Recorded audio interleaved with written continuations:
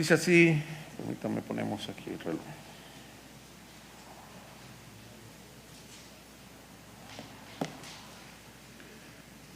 Dice así la Escritura: libro de la genealogía de Jesucristo, hijo de David, hijo de Abraham. Abraham fue padre de Isaac, Isaac de Jacob y Jacob de Judá y de sus hermanos. Judá fue padre de Fares y de Sara, cuya madre fue Tamar. Fares fue padre de Esrom y Esrom de Aram. Aram fue padre de Aminadab, Aminadab de Naasón y Naasón de Salmón. Salmón fue padre de Booz, cuya madre fue Rahab. Booz fue padre de Obed, cuya madre fue Ruth. Y Obed fue padre de Isaí. Isaí fue padre del rey David. Y David fue padre de Salomón, cuya madre Betsabé había sido mujer de Urías. Salomón fue padre de Roboam, Roboam de Abías, Abías de Asa, Asa fue padre de Josafat, Josafat de Joram y Joram de Usías. Usías fue padre de Jotam, Jotam de Acaz y Acaz de Ezequías.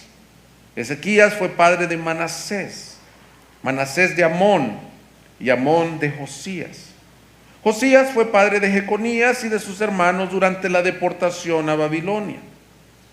Después de la deportación a Babilonia, Jeconías fue padre de Salatiel y Salatiel de Zorobabel.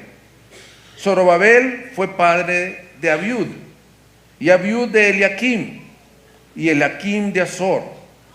Azor fue padre de Sadoc, Sadoc de Akim y Akim de Eliud.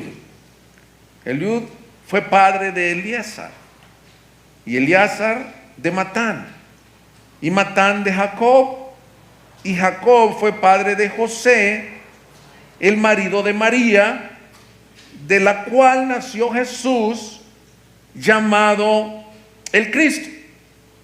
De manera que todas las generaciones desde Abraham hasta David son 14 generaciones, y desde David hasta la deportación a Babilonia 14 generaciones, y desde la deportación de Babilonia hasta Cristo 14 generaciones. Alguno me preguntará: oiga, pastor, yo traigo un invitado y usted se le ocurrió predicar el día que traigo un invitado la lista de un montonazo de nombres raros, que si estás esperando bebé y no sabes todavía su sexo, pues aquí tienes algunos nombres, algunos bonitos, algunos extraños, de dónde escoger. Por favor, escoge los más conocidos si vas a escoger de esta lista. Y alguien diría: ¿por qué predicar la lista o la genealogía, como dicen los títulos de la Biblia, de Jesús? Porque esta genealogía es la culminación de toda la teología del Antiguo Testamento para el rey que nacería. Y lo que estaremos contestando el día de hoy es: ¿quién es ese rey que nació? Y por más que uno tenga la tentación, yo la he tenido, no estás pecando, cuando lees genealogías te lo brincas y dices: no, es que en el versículo 18, pastor, eso es para el próximo domingo. El versículo 18 dice: el nacimiento de Jesucristo fue como sigue, 2 puntos. Pero eso es el próximo domingo. Esta es la historia detrás del rey que nació. La genealogía, para el judío que era el lector principal de Mateo, tiene algo muy importante: son las credenciales, la comprobación que ese Jesús del que Mateo nos hablará en todo su evangelio era el rey y Mesías prometido. Lo sabemos por el versículo 1, que es el título del libro y no solo de la genealogía. El título del libro es La genealogía de Jesucristo, hijo de David, hijo de Abraham. A manera de ilustración, en estos días, hermanos, el día martes creo que fue, o miércoles, recibí mi ciudadanía mexicana. Gracias. No pensé que... Hay amigos míos del Salvador que están un poco molestos conmigo porque posé con la playera de la selección mexicana, y algunos me dijeron, ¿cómo es posible? Ya saben ustedes la rivalidad que nosotros sentimos. Así que, amigos que a veces me ven en el YouTube, no tiene nada que ver con eso. Es un país que amo porque el Señor me trajo de misionero. Pero el punto, mis hermanos, es que me dieron una carta de naturalización en donde venía todo mi trasfondo: el nombre de mis padres, dónde nací, 14 de diciembre de 1900, ustedes averigüen, en la ciudad de San Salvador. No, 1800 no, hermano. En la hora que nací, el nombre de mis padres, la ciudadanía de mis padres. Y me dijeron que a partir de ahora, este documento me servía para identificarme. Pero mi documento nada más es de identificación. Lo que está haciendo Mateo aquí es similar, pero es un poco diferente. Es similar en donde nos da las credenciales de quién era el rey que nació, pero tiene un objetivo diferente. El objetivo era demostrar que ese niño que nació, que acabamos de cantar, cuya noche es divina, ese niño era el Mesías esperado por Israel. Y esto no es tan fácil de decir. Esto era una herejía si Mateo no lo documentaba bien. ¿Cómo es posible que tú digas que en Belén, aunque la profecía de Miqueas decía en Belén Efrata nacerá? ¿Cómo es posible que un hijo de José y de una mujer que fue dudoso su embarazo esté diciendo que es el Mesías esperado por la nación? Entonces, Mateo, lleno del Espíritu Santo, inspirado por el Espíritu Santo, escribe esta gloriosa genealogía, en donde lo que hace es decir, aquí está el documento. Y quiero que veamos de esta genealogía, mis hermanos, cosas que nos pueden bendecir aún en nosotros. No solo nos interesa saber que Jesús es el Mesías, sino que tú preguntes, ¿y qué tiene que ver eso conmigo? Lo que tiene que ver contigo, mis hermanos, es que esa esperanza mesiánica, yo le llamé ayer a Willy, y gracias por hacerlo, hermano, canta el canto que entonaron: o ven Emanuel. Ven a libertar a tu pueblo Israel que sufre, que está en oscuridad. Si el Mesías no naciera, no hubiera salvación para los hombres. Y tiene implicaciones prácticas para ti hoy. En este Mesías las familias de la tierra serían benditas. En este Mesías tus pecados serían cancelados. En este Mesías tenemos esperanza de vida. Por eso es que la Navidad no se trata de lo que el comercio nos ha vendido, que es nada más la fiesta, la cena, los regalos. No es nada más eso. Y como dije la vez anterior, yo no estoy haciendo una apología o una defensa a que fue en estos días. Muy probablemente no fue en estos días. El punto no es cuándo fue. El punto es que si el mundo o la tradición diseñó un día para celebrar la encarnación del Hijo de Dios, nosotros la celebramos.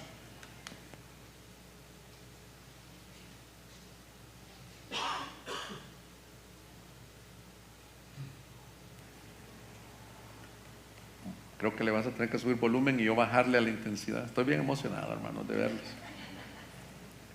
porque he tenido un poco de tos esta semana. Veremos tres cosas de este mensaje. El rey que nació, contestaremos a esta pregunta: ¿quién es? Número uno, es el hijo de Abraham. Número dos, el rey es el hijo de David. Y tú vas a decir, ¿y eso qué tiene que ver? Pues el texto no lo dice por algo. Y número tres, es el rey de gracia que vino a buscar pecadores. Así que veamos lo primero. ¿Cuál es la implicación que el rey es el hijo de Abraham? Para los judíos, la genealogía tenía una importancia vital. No solo para los judíos, para muchos pueblos, y esto, hermanas, no vayan a pensar que es una degradación a la mujer. No importaba tanto de quién era la madre, sino quién era el padre que había engendrado. Y Mateo comienza a decir la genealogía. No creo que... Préstame un micrófono de mano, por favor, porque si necesito estar tosiendo, no quiero estar apagando esto.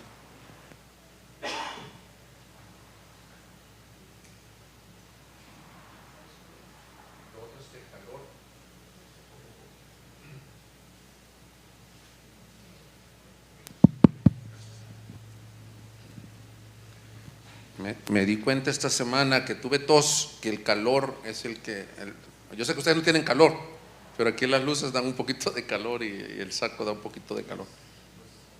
Sí, si no se sienten en mal educación. Gracias. Excelente.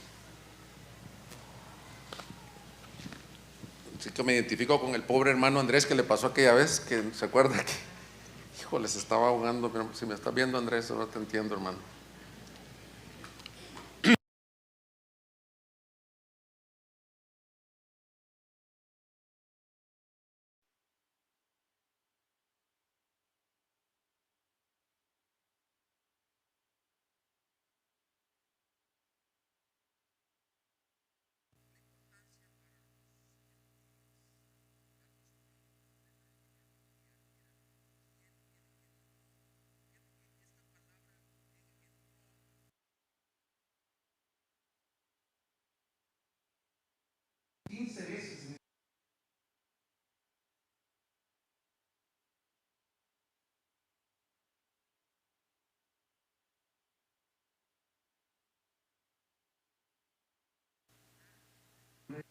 Había que nacer. La palabra genealogía también, mis hermanos, se puede traducir como la generación, el libro de la generación, y es de ahí donde obtenemos la palabra Génesis. Algunos estudiosos de Mateo se encargan de decir que Mateo, siendo el primer libro del Nuevo Testamento, fue ubicado ahí con precisión, porque Mateo quiere decirnos, este es el origen o el génesis del postrer Adán. Déjenme, les digo de dónde proviene este segundo Adán que Romanos teológicamente nos explica que habría de nacer porque el primer Adán falló. Entonces, desde cómo Mateo plantea su libro, el Señor nos quiere hablar que que nacería, este rey que nacería, es el hijo de Abraham que vendría a salvar como ese postrer Adán. Es el libro de las generaciones de Jesús. En el capítulo 5 de Génesis se dice el libro de las generaciones de Adán. Este es el libro de las generaciones de Jesús. Jesucristo es el postrer Adán. El tema de Mateo 1, por tanto, es el engendramiento de Jesús. ¿Y cuál es la importancia para nosotros hoy? En otras palabras, Mateo nos va a hablar de las credenciales que tiene un rey que nació. Pero este rey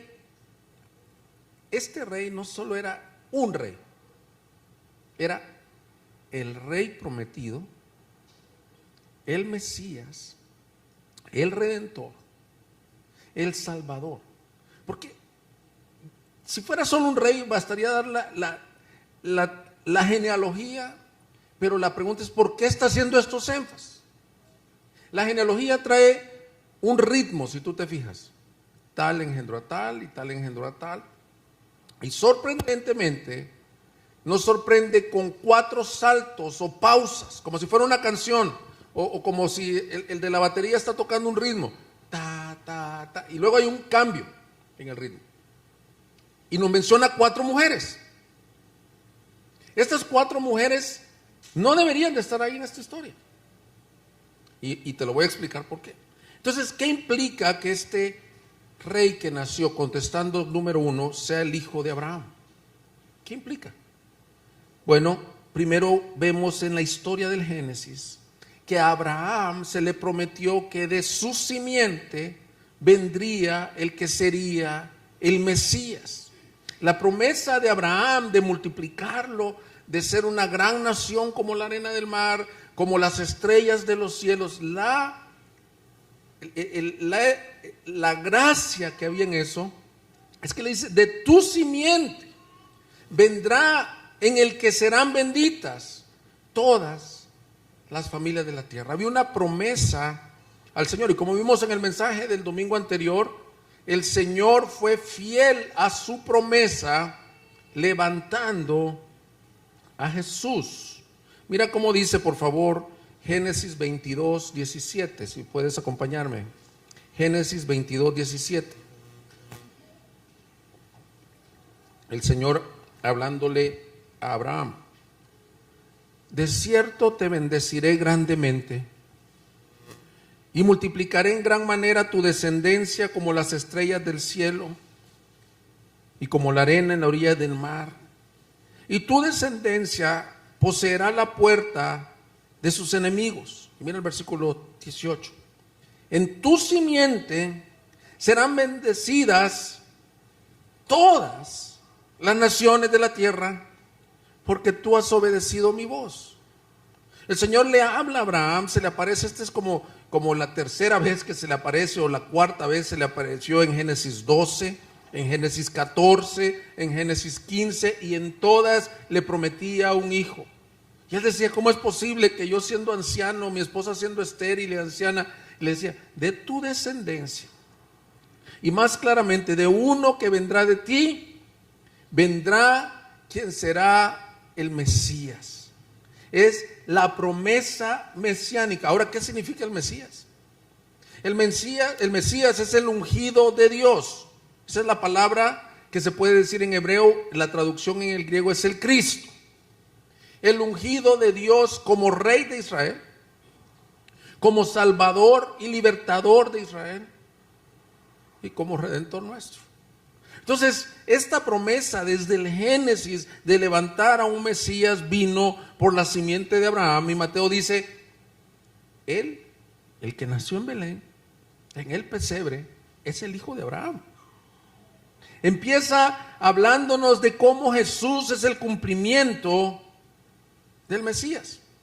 Ahora, en nuestra serie en el libro de los Hechos capítulo 3, por favor, vimos cómo Pedro, cuando recibe el Espíritu Santo y da su segunda predicación en el pórtico, retoma la promesa a Abraham y la explica todavía mejor. Dice el apóstol Pedro, está predicando, recuérdate el contexto, estamos en Hechos, él se levanta ya en el Espíritu Santo y empieza a predicar y les dice así. Él aplica la promesa de la simiente a Abraham, se la aplica a Jesús. Míralo conmigo, Hechos 3:22. Moisés dijo: el Señor Dios les levantará a ustedes un profeta como yo de entre sus hermanos. A él prestarán atención en todo cuanto les diga. Y sucederá que todo el que no preste atención a aquel profeta será destruido de entre el pueblo. Asimismo, todos los profetas que han hablado desde Samuel y sus sucesores en adelante también anunciaron estos días. Ustedes son los hijos de los profetas y del pacto que Dios hizo con sus padres al decir a Abraham: y en tu simiente serán benditas todas las familias en la tierra. Ahora mira el versículo 26. Para ustedes, en primer lugar, Dios, habiendo resucitado a su siervo, lo ha enviado para que los bendiga, a fin de apartar a cada uno de ustedes de sus iniquidades. ¿Qué es lo que Pedro hace? Lleno del Espíritu Santo, ya Jesús ya fue crucificado, ya fue elevado al cielo, estamos ya aquí en el libro de los Hechos, estamos meses después, días después de la ascensión, y da este mensaje. Y el Señor le ilumina las palabras y la promesa a Abraham y a Moisés. A Moisés le dijo: le levantaré un profeta. Y a Abraham le dijo: le levantaré uno que vendrá de tu simiente, en el cual serán benditas las familias. Y luego Pedro, el versículo 26 es clave. Les dice: para ustedes en primer lugar, Dios, habiendo resucitado a su siervo, lo ha enviado para que los bendiga.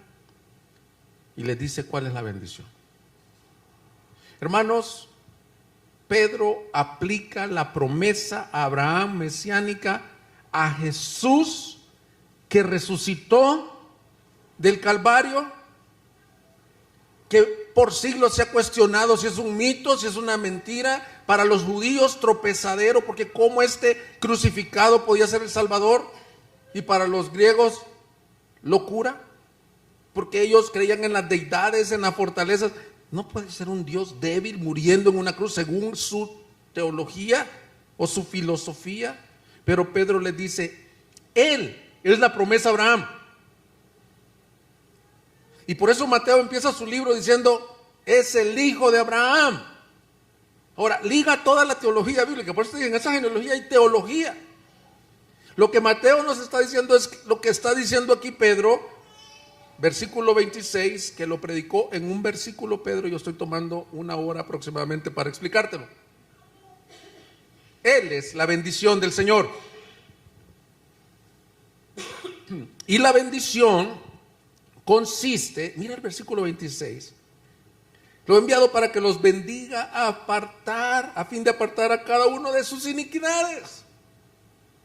La bendición de Belén, o la simiente en que serían benditas todas las familias de la tierra, es que vendría a bendecirte, quitándote tu mayor problema, que es el pecado.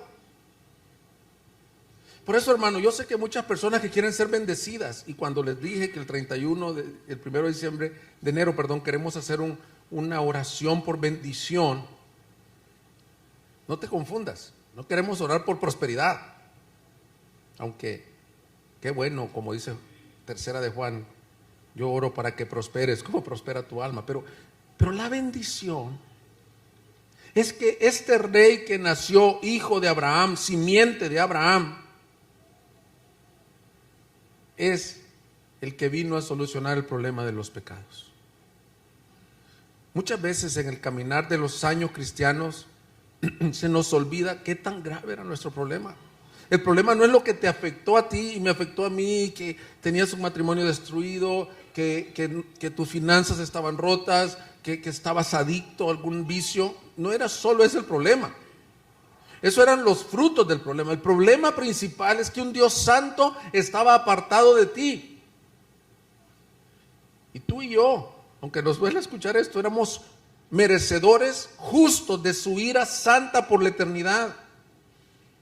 Y al nacer esta simiente de Abraham prometida, vino voluntariamente a decir: yo quiero arreglar el problema de Richard, de Juan, de Roberto, de José Luis. Ese es el Salvador que celebramos en estos días. Se dispuso como tu sustituto, como tu favor, como tu bendición. Pablo lo lleva más allá y dice Gálatas 3:16. Por favor, Gálatas 3:16. Ahora bien, las promesas fueron hechas a Abraham y a su descendencia. No dice y a las descendencias, como refiriéndose a muchos, a muchas, sino más bien a una, y a tu descendencia. Y Pablo lo pone clarito, es decir, Cristo. La promesa del Mesías, ¿qué es lo que Mateo está haciendo al decir hijo de Abraham? Es que el descendiente de Abraham, probado por esa genealogía, sería el Mesías esperado. ¿Y qué implica eso para nosotros?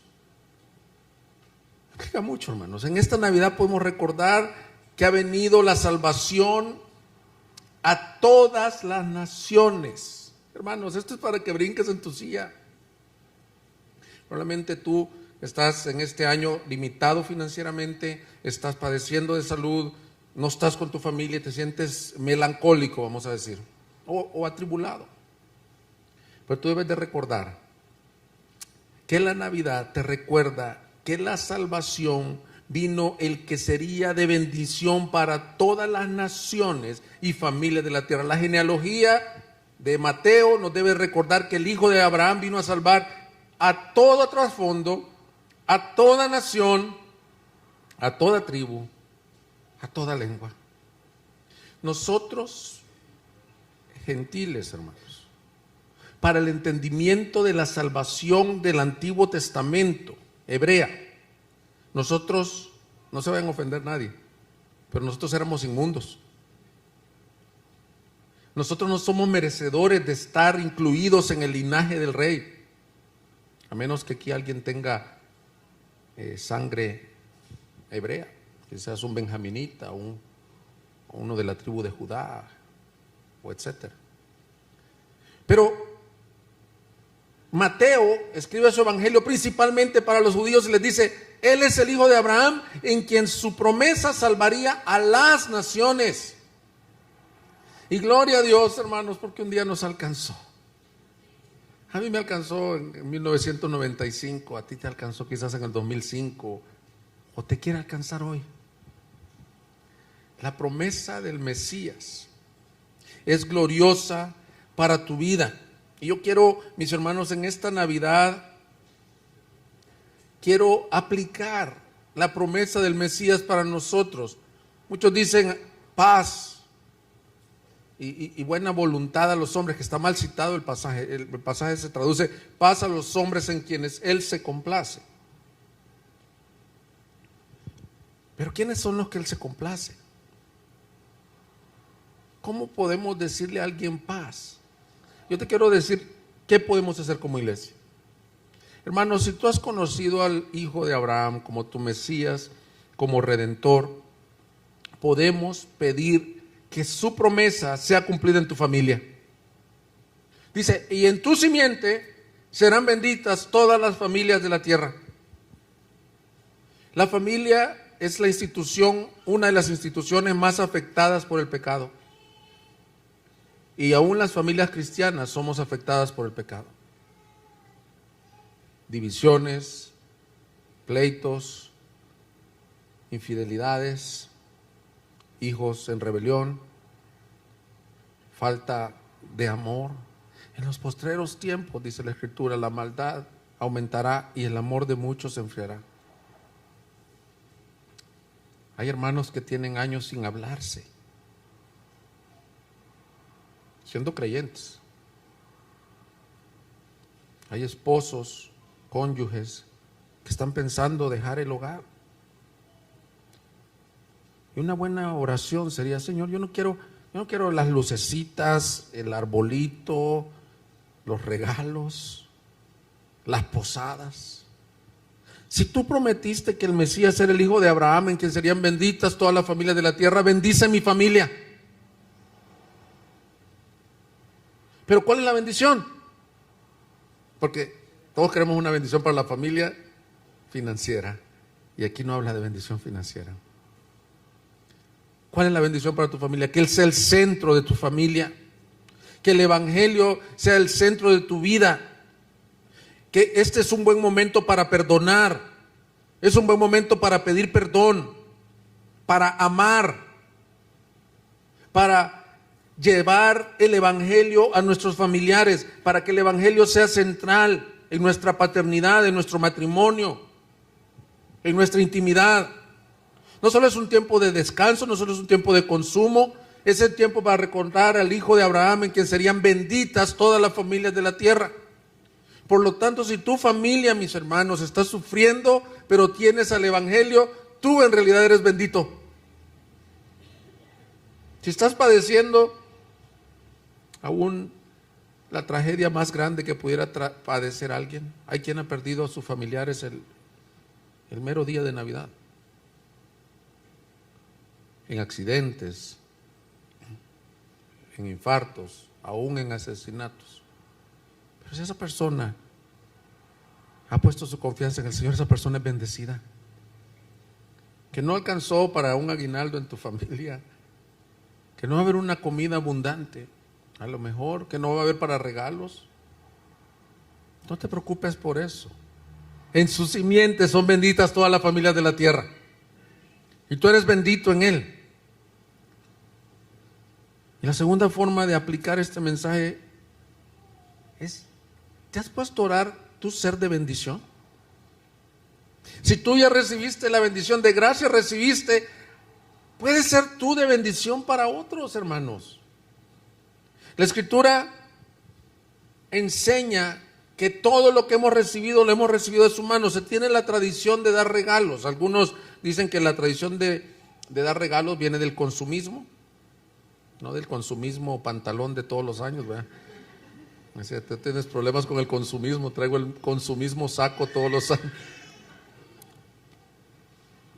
Otros dicen que la tradición viene de el hecho que los magos del oriente llevaron regalos al rey. Bueno, eso lo veremos el otro domingo, tiene que ver más con la adoración. Cualquiera sea la razón para dar regalos, yo no te estoy animando a que des regalos, ni yo quiero regalos, ni nada de eso. Yo creo que es una buena oportunidad para ser de bendición y para ser generoso. Pero nuevamente, ¿cuál es la bendición que la gente más necesita? Yo veo gente pidiendo su Navidad en las calles, los empleados informales piden su Navidad. Pero ¿cuál es la mayor bendición que le podemos dar como iglesia? El Evangelio. Tu generosidad, tu amor, tu muestra de misericordia. Aplicar el Evangelio en las cosas prácticas. Si alguno tiene 2 capas, dijo el Señor, dale otra al que no la tiene. Si tú eres un empleador, no siendo mezquino, pagando aguinaldos, pagando bonos. Si tú tienes doble comida, invita al que no tiene. Si tú tienes familia, si tú tienes esposa, invita a un soltero, invita a una viuda a tu casa. Pero esas son bendiciones hermosas, porque de gracia hemos recibido y hemos creído en un Dios generoso. Pero la mayor bendición que le puedes dar a alguien en estos días es el Evangelio. Decirle, mira, así como a mí me transformó el hijo de Abraham, te puede transformar a ti también. Pero lo segundo que dice el pasaje, el versículo 1, que no solo es el hijo de Abraham, sino que es el hijo de David. Y yo sé que vas a decir, pastor, lo leyó en orden diferente, pero quería empezar diciéndote que él es la simiente bendita. Ahora, ¿qué implica que sea el hijo de David? Es nuestro segundo inciso. El título nos dice que es el rey también que vendría a gobernar sobre la nación.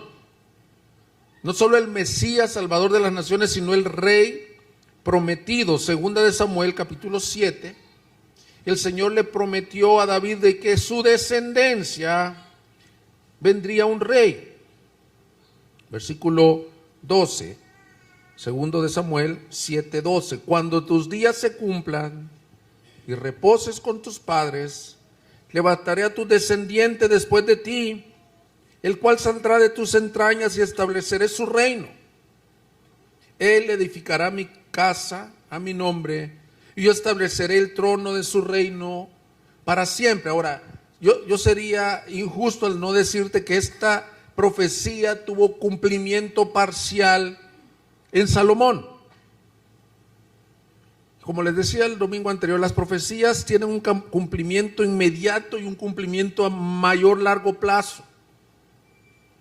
Tuvo cierto cumplimiento en Salomón, pero todo el pueblo de Israel desde esta profecía sabía que el descendiente de Abraham además tendría que venir del rey David. Porque dice Jeremías, por favor, y esto es para darle soporte bíblico, yo sé, no me gusta ir a tantos textos, pero Jeremías 23:5, vienen días, declara el Señor, en que levantaré a David un renuevo justo, y él reinará como rey, actuará sabiamente, y practicará el derecho y la justicia en la tierra. En sus días Judá será salvada, e Israel morará seguro. Y este es su nombre por el cual será llamado el Señor, justicia nuestra. Por tanto vienen días, declara el Señor, cuando no dirán más, vive el Señor que hizo subir a los israelitas de la tierra de Egipto, sino vive el Señor que hizo subir y trajo a los descendientes de la casa de Israel de la tierra del norte y de todas las tierras a donde los había echado. Wow. De David vendría, no solo de Abraham como vimos, sino que de David vendría un rey que vendría a libertar al pueblo, a salvar. Vendría un rey salvador, un rey conquistador.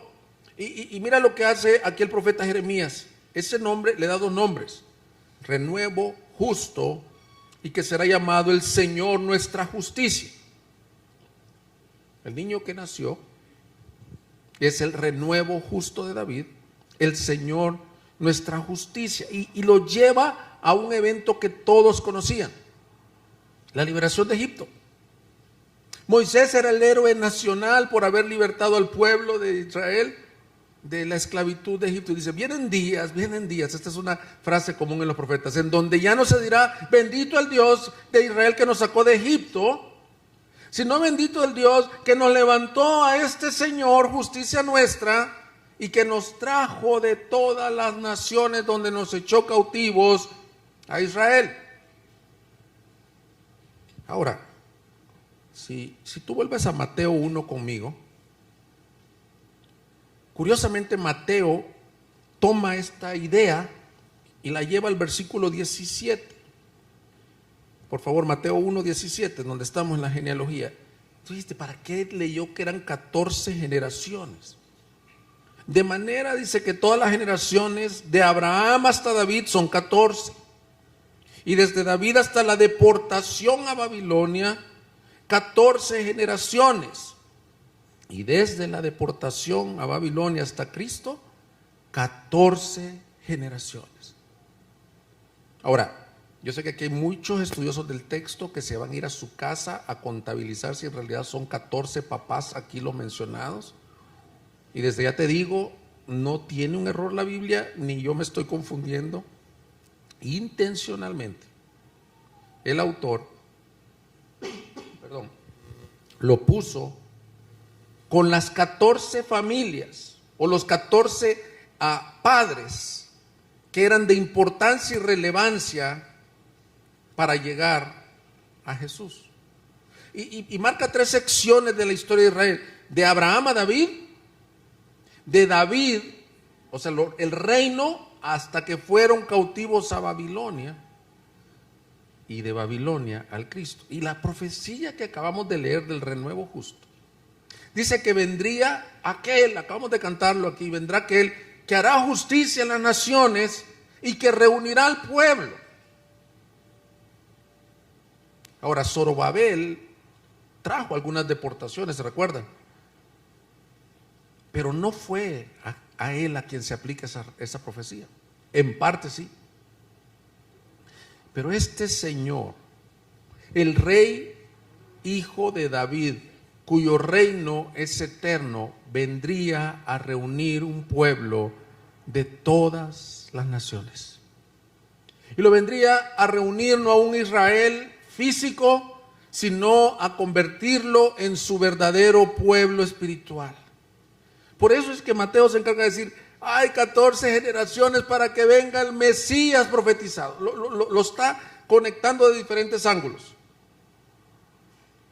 Es el hijo de Abraham, es el hijo de David, y es el que vendría a restaurar desde la cautividad de Babilonia hasta que venga el Cristo. Y hermanos, ¿por qué hace esto el autor?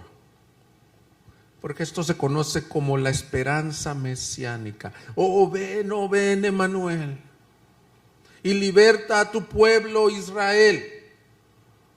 Israel ya no es más esclavo de Roma, ahorita, 2022. El que necesita libertad es el que está atado al pecado. Él es el rey Hijo de David, quien vino a libertarte a ti y a mí. Aquel ciego que escuchó de los milagros no le llamó Jesús de Nazaret. Le dijo: Hijo de David, ten misericordia de mí.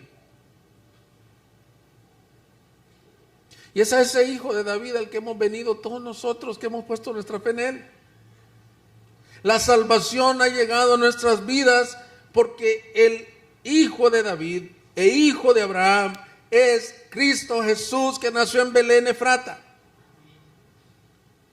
en humildad, en un pesebre.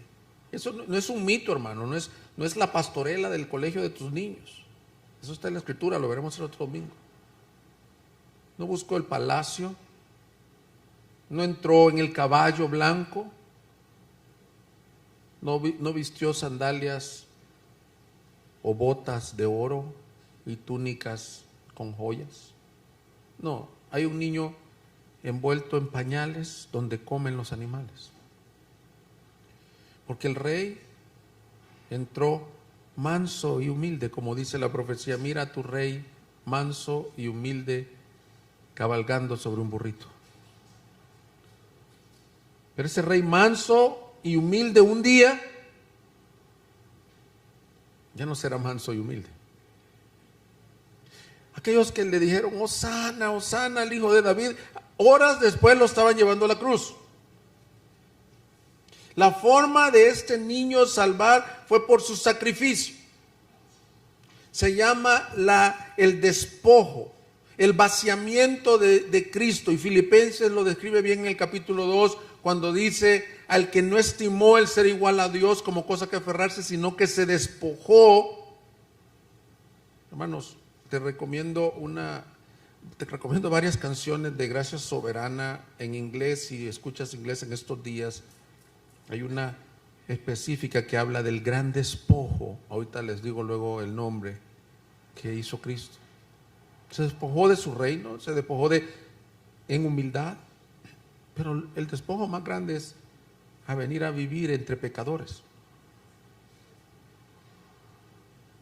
Desde que nació fue cuestionado cómo fue la concepción de la Virgen. Tuvo que huir, no le abrieron el mesón. Pero ese rey, hermanos, es el Rey Salvador. Este es buenas fechas para recordar la gracia y paz que has recibido en Jesucristo. Dice Romanos 5, tú lo conoces: justificado pues por la fe, tenemos paz para con Dios por medio de Jesucristo. En otras palabras, Él es el regalo de la Navidad. Él es el que vino a romper la enemistad que había entre tú y Dios, el problema del pecado. Y si tú estás aquí, amigo, yo te quiero amar lo suficiente. Si tú estás aquí sin Cristo, para decirte que tú necesitas reconciliarte con Dios. Y Él, al ser el Hijo de David, es el Rey Salvador de tu vida. No, mira, no te va a salvar tu moralidad, que en otras palabras, tus buenas obras. No te va a salvar tu religión. No te va a salvar la gran fe que tengas. Pues la fe es don de Dios. No te va a salvar venir a la iglesia, ni tus recursos, ni tu mente, ni tu buen karma, no. Eso no existe, el buen karma, hombre, porque si no Francia no hubiera perdido, hombre. Felicidades a los fanáticos de Argentina. Aquí en México creo que no es tan popular. Bueno, aquí hay una hermana muy orgullosa, gracias. Nada de eso te salva, no es la buena suerte,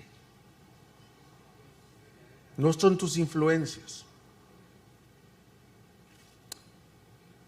Tú tienes que ser un fracasado para entender lo que te estoy diciendo. Y no ser un fracasado, sino entenderte que ya fracasaste en tus propios esfuerzos. Para decir: yo no tengo nada, ni nadie fuera de mi Rey Salvador. Y si tú estás aquí sin Él, yo te animo que vengas a Él.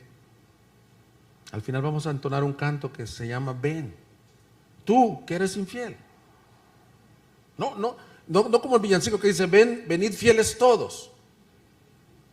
Si el villancico fuera estricto y real y hubiera un fiscal de nuestra espiritualidad, yo no podría venir, porque antes de conocer a Cristo nunca fui fiel, y con Cristo en mis fuerzas no puedo ser fiel, en mis fuerzas. Entonces la invitación a los pecadores es ven tú que eres infiel, el que fallas. Y ese es nuestro tercer punto y conclusión del mensaje. El rey es el hijo de Abraham, el rey es el hijo de David, pero número 3, el rey es el rey de gracia que vino a buscar pecadores. Amén. ¿Cómo lo sabemos? Viene esta mención, tal engendró a tal, tal engendró a tal, pero de pronto aparecen 4 mujeres y menciona a las madres. ¿Qué tienen que ver estas madres? Desde la genealogía nos recuerda que el Salvador sería amigo de los pecadores. Mira el versículo 2. Veamos la primera mujer que se menciona. Abraham fue padre de Isaac. Todos conocemos a Abraham, todos conocemos a Isaac, el hijo de la promesa. Todos conocemos a Jacob, que luego le transformó el nombre Israel. Todos conocemos a Judá. Judá fue padre de Fares y Sara, cuya madre fue Tamar. Ahora, ¿quién fue Tamar? Y quiero brevemente, porque no voy a predicar de Génesis 38. Déjame te doy una recapitulación de quién fue Tamar. Ve conmigo rápido, 4 versículos, Génesis 38, 12. Dice que Judá estaba casado y tenía 2 hijos. Los 2 hijos de Judá habían estado casados con esta mujer Tamar. Escucha bien, ponga atención porque son muchos nombres. Judá tenía 2 hijos. El primero había estado casado con Tamar, muere el primero y al segundo se la da en matrimonio porque era la tradición. Ninguno de los 2 le da hijos a Tamar. Entonces ella en una cosa que era un desprecio de la sociedad se va con su padre. O sea, Judá, el suegro, la regresa con su padre. Le dice, no nos diste hijos en esta familia, regrésate con tu padre. Ahí estamos, Génesis 38, 12. Entonces pasaron muchos días y murió la hija de Súa, mujer de Judá, o sea, murió la esposa del suegro. Y pasado el duelo, Judá subió a los trasquiladores de sus ovejas en Timnat, él y su amigo Hira, el adulamita. Y se lo hicieron saber a Tamar diciéndole, mira, tu suegro sube a Timnat a trasquilar sus ovejas. Entonces ella se quitó sus ropas de viuda y se cubrió con un velo, se envolvió bien y se sentó en la entrada de Enaim, que está en el camino de Timnat, porque veía que Sela había crecido y ella aún no había sido dada a él por mujer. Sela era el tercer hijo de Judá. Entonces dice, este señor no me está dando, ya me dio el primero, al segundo, ellos no me dieron hijos, tiene un tercer hijo, pero ya no me entregó como mujer a él. Y mira lo que hace. Cuando la vio Judá, pensó que era una ramera, pues se había cubierto el rostro. Y se acercó a ella junto al camino y le dijo, vamos, déjame estar contigo, pues no sabía que era su nuera. ¿Qué me darás por estar conmigo?, le dijo ella. Finalmente la nuera lo engaña, se viste como prostituta o como ramera, como dice aquí, y tiene relaciones con su suegro. De esas relaciones nacieron Fares y Sara, 2 gemelos. Y lo más tremendo que dice el versículo 27 de Génesis 38, sucedió que al tiempo de dar a luz había mellizos en su seno. Aconteció además que mientras daba a luz uno de ellos sacó una mano y la partera lo tomó y le ató un hilo escarlata en la mano diciendo, este salió primero. Se lo ponían para detectar quién fue el primero que salió. Pero sucedió que cuando él retiró su mano, su hermano salió. Entonces ella dijo, ¿qué brecha te has abierto? Por eso le pusieron Fares. Después salió su hermano que tenía el hilo escarlata en la mano y le pusieron por nombre Sara. Hermanos, la historia del hijo de Abraham, hasta ahí veníamos bien, del hijo de David, se empieza a chocar un poco. Yo no sé cuántos de ustedes han escuchado que está muy de moda hacerse un examen de ADN y mandas tus análisis y ahí te comienza a salir si tienes ascendencia española, si tienes ascendencia francesa o tienes nada más tolteca, olmeca y azteca, todos esos. Ahí sale. Hasta ahorita veníamos con puro pedigrí. Abraham, David, pero Judá. Y si tú lees un poco más el contexto de Génesis 38, esta mujer probablemente era gentil. Y están en la genealogía del Mesías. Pero veamos la segunda mujer que menciona. Regresa a Mateo 1. Salmón fue padre de Booz, cuya madre fue Rahab. ¿Quién es Rahab? Cientos de años después de Tamar, el pueblo de Israel está por ingresar a la tierra prometida y manda a los espías. Y dice Josué 2:1, entonces Josué, hijo de Nun, envió secretamente desde Sittim a 2 espías diciéndoles: vayan, reconozcan la tierra, especialmente Jericó. Fueron pues y entraron en la casa de una ramera que se llamaba Rahab, y allí se hospedaron.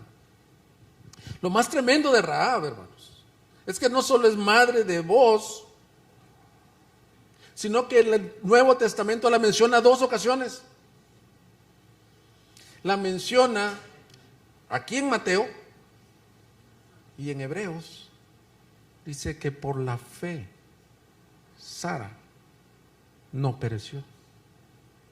Esta mujer perdida, ¿qué te puedo decir de un mundo pagano como Jericó? En prostitución, en donde nadie creyó que venía el pueblo de Israel y que mandaba a estos espías, ella dijo: yo creo.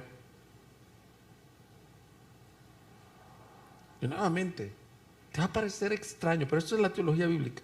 El niño Sara con una cuerdita roja.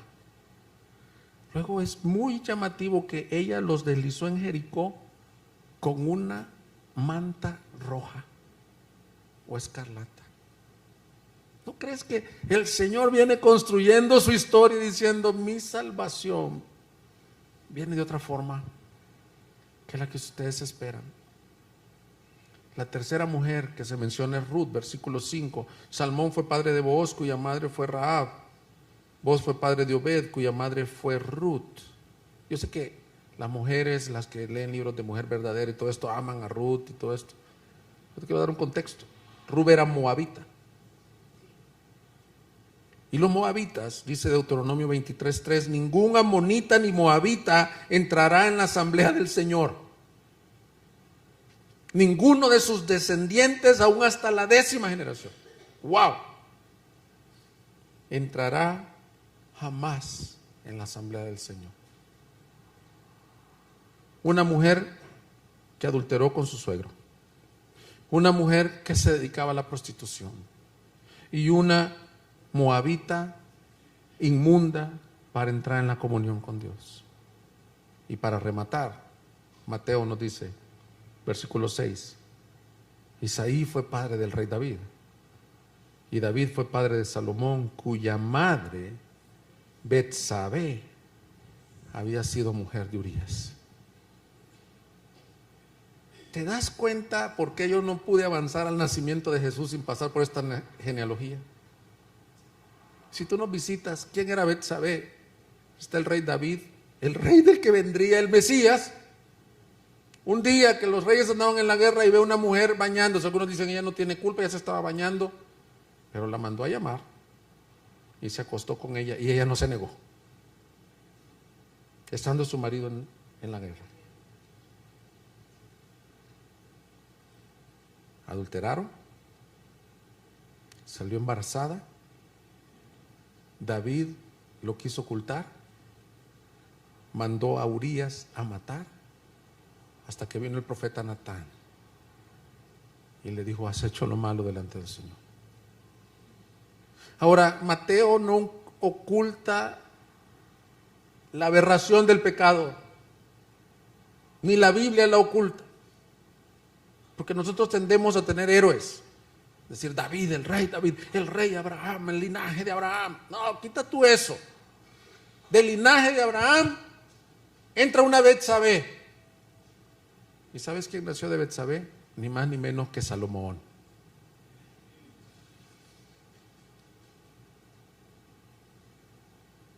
Hermanos, ¿por qué quiero concluir el mensaje con esto? ¿Por qué está esto en la genealogía? Al menos 3 de ellas extranjeras. Tamar y Rahab habían cometido prostitución, y Betsabé, adulterio y mentiras. Porque el rey que vino es el amigo de los pecadores. Porque no vino aquí una estrellita, sino que desde el Evangelio Mateo está preparando lo que nos va a enseñar, porque luego lo cuestionaron en el Evangelio. Este come, le dijeron es bebedor y borracho, se sienta con publicanos. ¿Y sabes quién está escribiendo este Evangelio? Un publicano, que un día lo vio cobrando los impuestos. Le dijo: Mateo, le vi, deja tus finanzas y sígueme. Y yo quisiera que ese versículo fuera el versículo que estuviera escrito en mi casa y para mis 3 hijos. E inmediatamente le obedeció. Como que ese versículo es el más desconocido para mis hijos. Síganme, no es con ellos, me pareciera que no es con ellos. Salvó a los publicanos. Mateo 1:21, que lo veremos la otra semana, nos dice que nació de una mujer cuestionada también. Salir embarazada fuera del matrimonio era para que te apedrearan. Tú entiendes la ley judía. José la cubrió en amor. Pero esa historia, si no hubiera venido el ángel, ¿tú crees que viene cualquier persona en el mundo diciéndote me embaracé por obra y arte del Espíritu Santo? Eso no existe.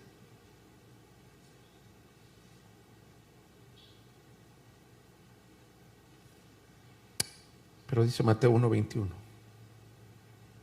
y dará a luz un hijo y le pondrá por nombre Jesús, del origen Yeshua, que significa el Salvador, porque Él salvará a su pueblo de sus pecados. Lo grande de la encarnación es esto, hermanos, que Cristo vino al mundo para identificarse plenamente con la condición humana, para llevar sobre sí nuestros pecados. Él vino con una misión específica. Vino a servir y a dar su vida por los pecadores. 3 conclusiones de este mensaje. Cristo vino por los gentiles, por cuanto es la promesa de Abraham. Vino por ti, vino por mí. Aleluya, gloria a Dios. Este es el tema del Evangelio de Mateo. Es lo que estamos viendo en el libro de los Hechos. Cornelio, que hacía obras justas, pero era gentil. Naciones, Antioquía, Éfeso, Atenas, eran comparados con los reptiles inmundos de la visión de Pedro. Mexicanos, estadounidenses, europeos, también somos inmundos si no fuera por la gracia de Dios. Salvadoreños, gracias hermana. Cristo vino, segunda conclusión, Cristo vino por los que han tocado fondo.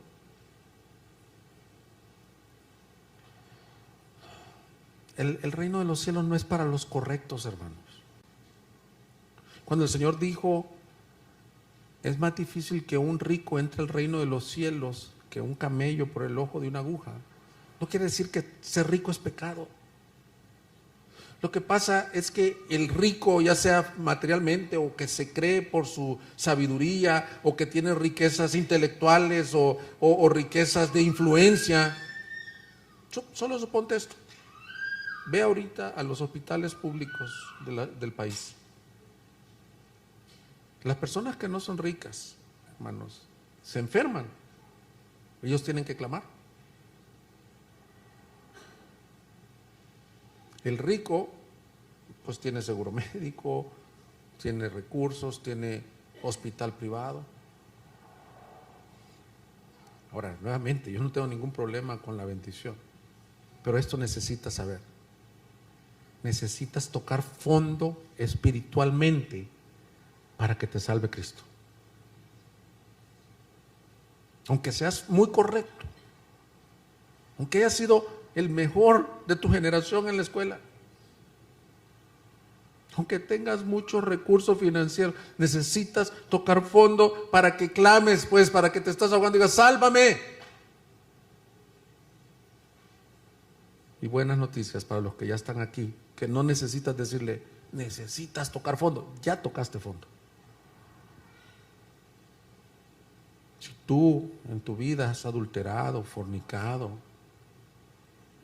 has matado, vas a decir, ¿cómo puede matar a alguien y estar aquí sin estar en prisión?